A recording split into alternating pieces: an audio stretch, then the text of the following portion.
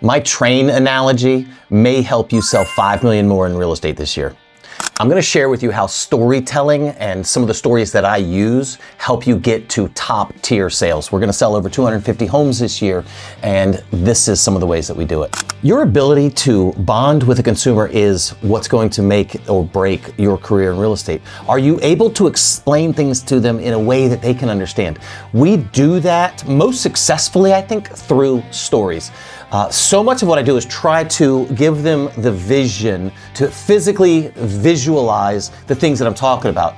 We use a train analogy when we are working with consumers who are, I think one of the biggest hurdles is finding the home of your dreams. Do I want to rent a house? Do I want to buy? I know there are some benefits to buying. I know that it's a good investment, but I think number one, we take for granted that they really understand what the investment looks like. They know it's a good investment. What does that mean in dollars? Does that mean one day, like 40 years down the road, I'm gonna, have a little bit of money or something? No, ma'am, Mr. and Mrs. Buyer, what we're seeing in our area is most homes are appreciating at around an 8% rate. Now, if we're looking at a $400,000 home, 8%, that may be $30,000 year over year. Now, of course, there are some fees and some things associated with selling, but Mr. and Mrs. Buyer, a realistic expectation may be X amount of dollars per year that you are building in equity. This is the appreciation of the home. Now let's also talk about, and most of you are probably having these conversations, not just the appreciation of the home, but the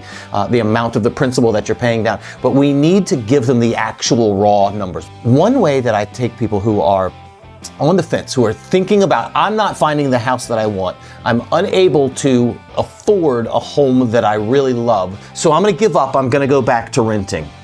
They do that. They make that decision because they don't understand the actual consequences, right? People make decisions based on reward or consequences. If they don't understand what the actual award looks like or the actual consequences look like, then they will make bad decisions. So what are the consequences? What are you costing your buyers by not educating them, by thinking they know more than they really do, or by not being able to illustrate for them the impact of their consequence, of the consequences of their decisions, right? So let's get to it. Mr. and Mrs. Buyer, you have decided to continue renting, right? You're not finding what you're liking, so you're just gonna go back to renting for another year. Maybe a year turns into 2 or 3. Mr. and Mrs. Buyer, what I want you to understand is the home that you're looking at today. Let's take a very nominal price. Let's take a $300,000 home. We're just going to use nice round numbers. You're looking for a $300,000 home today, right? You're unable to find what you like. Well, here's the thing. If we're going to use super easy round numbers, if homes are appreciating around 5% year over year in our area, you're talking about that $300,000 home is going to be $315,000 this time next year. $330,000 the year after that, and $350,000 within 3 years. So those couple of years you've decided to take off, you're going to save some money. I just decided if I have a better down payment, I can get a better house. Okay, well, you're, 30-something years old and you've saved a total of $5,000. So are you realistically going to save $45,000 in the next 3 years? Because that's the impact of what your decision is having.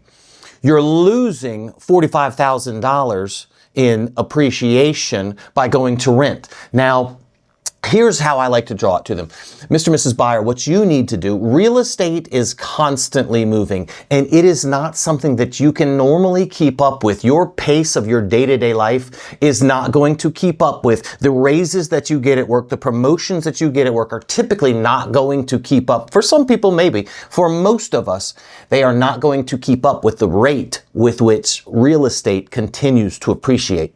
So think of this as a train, Mr. and Mrs. Buyer. Your forever home, that home that you came to me and you really wanted, right? And it's disappointing to figure out that you can't afford that just yet. But I can show you how to get there. If you think of that forever home, that maybe you want a luxury home, maybe you want a beautiful, it's big, it's got a pool, it's got all these things that you want. That is your luxury car on a train, okay? That car, let's say, is at the front of this train.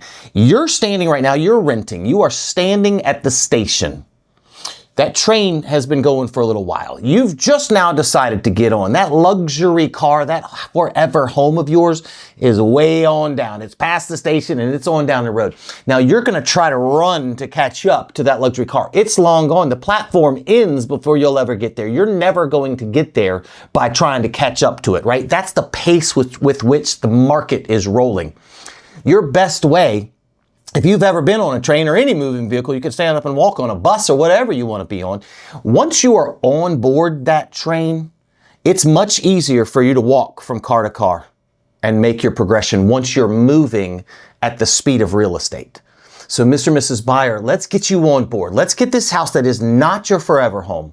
Let's get you on board so at least you start moving at the speed of real estate. From there, we can sell this one. We can put the down payment towards the next one. We can put a down payment on the third one. And maybe your fourth house is a home you never thought you'd be able to afford. But because you did it the right way, you got on board the train, you started moving up car by car.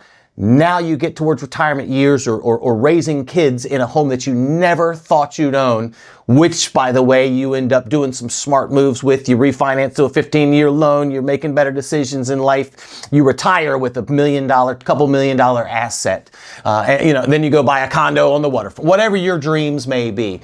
But being able to illustrate the vision for people is why some agents sell far more homes than others. Hey, listen, hit subscribe so we can keep popping in to help you with some great ideas to rocket fuel your real estate business.